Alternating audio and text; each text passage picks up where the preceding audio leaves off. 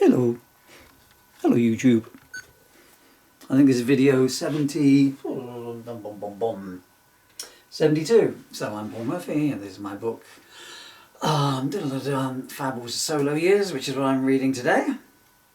Where did I get to? August. I think this is 1971. Well, I know it's 1971. The book is a parody of the Fabbles, of the Beatles, called the Fabbles, a la the Ruttles, you know, and this is their solo careers. Hence the title, The Solo Years. Get on with it. Goodness me, he takes that long to get going. It's a wonder he's got 2 children. People only watch these for the ad-libs, you know.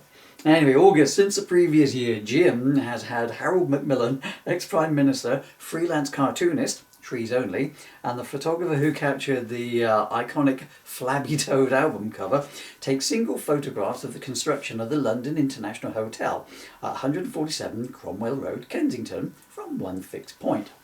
The building now complete, the photographs are put together this month by George Massianus, founder of the Foolish Art Movement and contemporary of Nunu and several halibut, to form the 19-minute time-lapse video film Hard On. Unfortunately, the fixed point that Macmillan had chosen is the top of a Mrs. Millie Pede's conservatory. As Mrs. Pede lives in Hereford, some 141 miles away, very little of the hotel is in the film. Well, none of it at all, to be precise.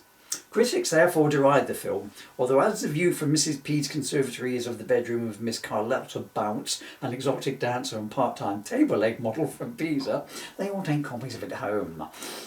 The 1st of August, 2 massive sellout concerts take place in New York, organised by Grunge and his friend Ravi Shankar.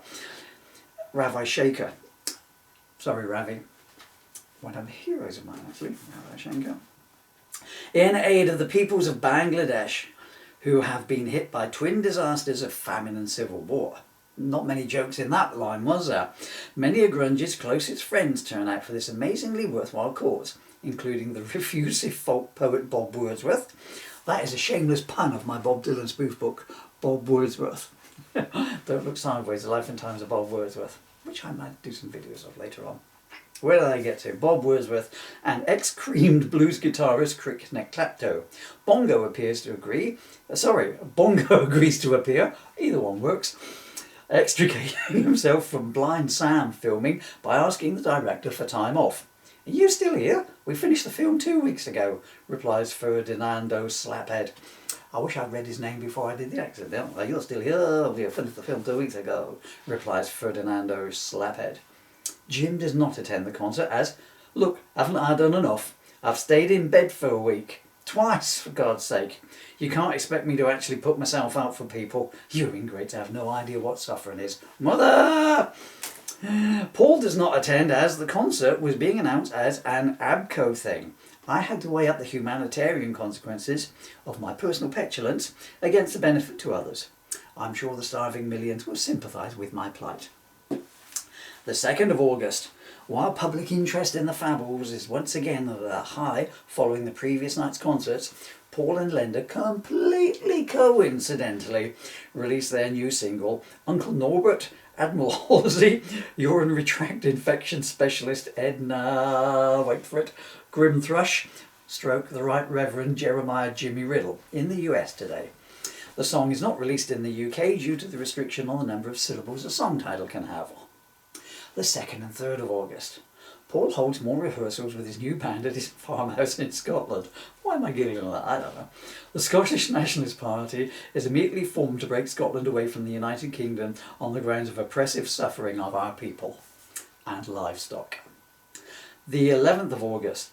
Having selflessly stayed on holiday whilst the Bangladesh concert was being held, Jim and Nunu take to the streets of London today to campaign against the prosecution of the editors of Oz magazine on obscenity charges.